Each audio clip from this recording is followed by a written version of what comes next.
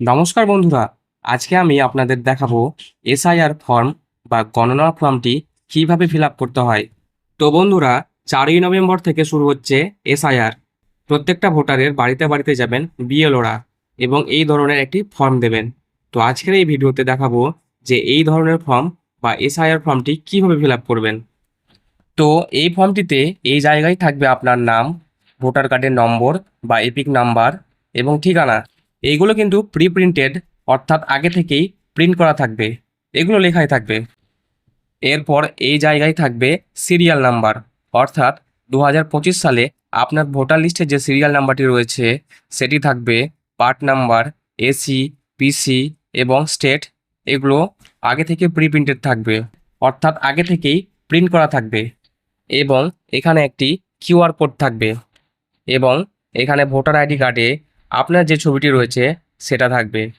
এবং এই জায়গায় দেখুন বলা হয়েছে পেস্ট কারেন্ট ফটো। তো এই জায়গায় আপনার একটা এই মুহূর্তের, অর্থাৎ বর্তমান একটা রঙিন ফটো, পাসপোর্ট সাইজ ফটো এখানে লাগিয়ে নিতে হবে। এরপর আসে ব্যক্তিগত তথ্যের অংশ। এই অংশটা সবচেয়ে গুরুত্বপূর্ণ, তাই মনোযোগ দিয়ে লিখতে হবে। প্রথম ঘরে আছে ডেট অফ বার্থ। এখানে আপনাকে নিজের জন্ম তারিখটা, দিন, মাস এবং বছর সহ লিখতে হবে। উদাহরণ হিসেবে ধরুন, যদি আপনার জন্ম 5ই মার্চ 1995 হয়, তাহলে লিখবেন 5/3/1995। নিশ্চিত করুন যেন জন্ম তারিখটা আপনার ভোটার কার্ড বা অন্যান্য সরকারি নথির সঙ্গে মেলে। পরের ঘরটা হলো আধার নাম্বার। এই ঘরটা ঐচ্ছিক, মানে চাইলে আপনি দিতে পারেন, না দিলেও কোনো সমস্যা নাই। এরপর আছে মোবাইল নাম্বার। এখানে আপনার বর্তমান এবং সক্রিয় মোবাইল নাম্বারটা দিন। এই নম্বরে বিএলও যোগাযোগ করতে পারেন, তাই এমন নাম্বার দিন যেটা সবসময় অন থাকে। যদি ফ্যামিলির অন্য কারো নাম্বার দেন তবে সেই বিষয়টা বিএলওকে জানিয়ে দেবেন। এবার আছে ফাদার্স বা গার্জেন নেম। এখানে আপনার বাবার নাম লিখবেন। যদি বাবা না থাকেন বা অভিভাবক হিসেবে অন্য কেউ থাকেন, যেমন বড় ভাই, মামা ইত্যাদি, তাহলে তাদের নাম দিতে পারেন। এর পরের ঘর হলো ফাদার্স বা guardian's epic number. Epic number মানে হচ্ছে ভোটার আইডি কার্ড নাম্বার। যদি আপনার বাবার বা অভিভাবকের ভোটার কার্ড নাম্বার জানা থাকে তাহলে সেটা এখানে লিখবেন। যদি না জানেন বা কার্ড না থাকে তাহলে ঘরটা ফাঁকা রাখতে পারেন। এরপর আসছে মাদার্স নেম ও মাদার্স এপিক নাম্বার। এখানে একইভাবে আপনার মায়ের নাম লিখবেন এবং যদি তার ভোটার আইডি নাম্বার জানা থাকে তাহলে সেটাও লিখবেন। শেষের ঘর হলো স্পাউস নেম ও এপিক নাম্বার। এই অংশটা শুধুমাত্র বিবাহিতদের জন্য। যদি আপনি বিবাহিত হন তাহলে আপনার স্ত্রী বা স্বামীর নাম লিখবেন। আর যদি তার ভোটার আইডি থাকে তাহলে সেই এপিক নাম্বারও উল্লেখ করবেন। যদি অবিবাহিত হন তাহলে এই ঘরটা ফাঁকা রাখলেই হবে। এরপর চলে আসি নিচের এই জায়গায়। এই অংশটা সবচেয়ে গুরুত্বপূর্ণ। এই জায়গায় অনেকটা কনফিউশন ক্লিয়ার করছে। তাও রিসেন্ট আপডেট অনুযায়ী আমি আপনাদের বলছি, বাম দিকের ঘরটা তারাই ফিল করবে যাদের 2002 ভোটার লিস্টে নাম ছিল। আর ডান দিকের ঘরটা তারাই ফিল করবে যাদের 2002 এর ভোটার লিস্টে নাম থাকেনি, কিন্তু তাদের বাবা, মা, ঠাকুমা, দাদু যে কোনো একজনের ছিল।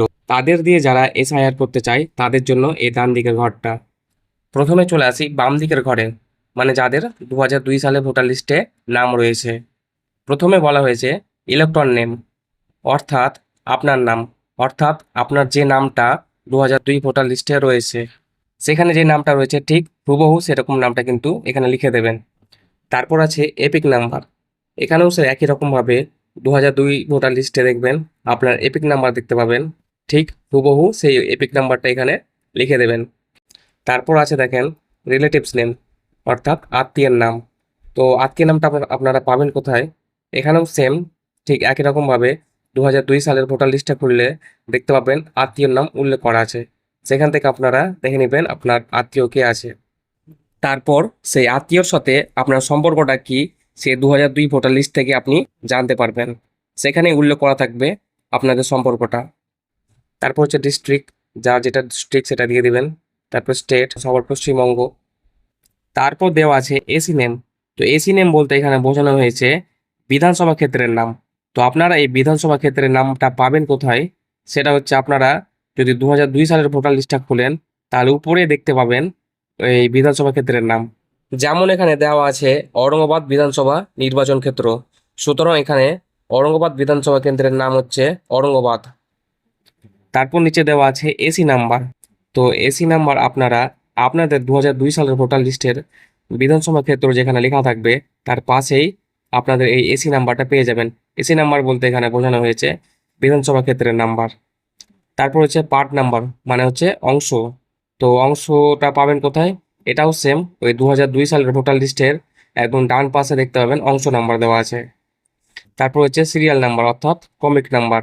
তো আপনাদের ভোটার লিস্টের যেটা ক্রমিক নাম্বার হবে সেটা 2002 সালের ভোটার লিস্টে আপনার নামটা যেখানে আছে তার পাশে আপনাদের ক্রমিক নাম্বারটা লেখা থাকবে। তো এইভাবে আপনারা আপনাদের বাম দিকের এই সাইডটা পূরণ করতে পারবেন। এবার আসি ডান দিকের ঘরে, অর্থাৎ যাদের 2002 সালের ভোটার লিস্টে নাম নেই কিন্তু বাবা বা ঠাকুরদা, মা, ঠাকুমা এদের নাম আছে, এদের নাম দিয়ে করতে চাই এসআইআর, তাদের হচ্ছে এই ঘরটা। তো প্রথমে আছে নাম।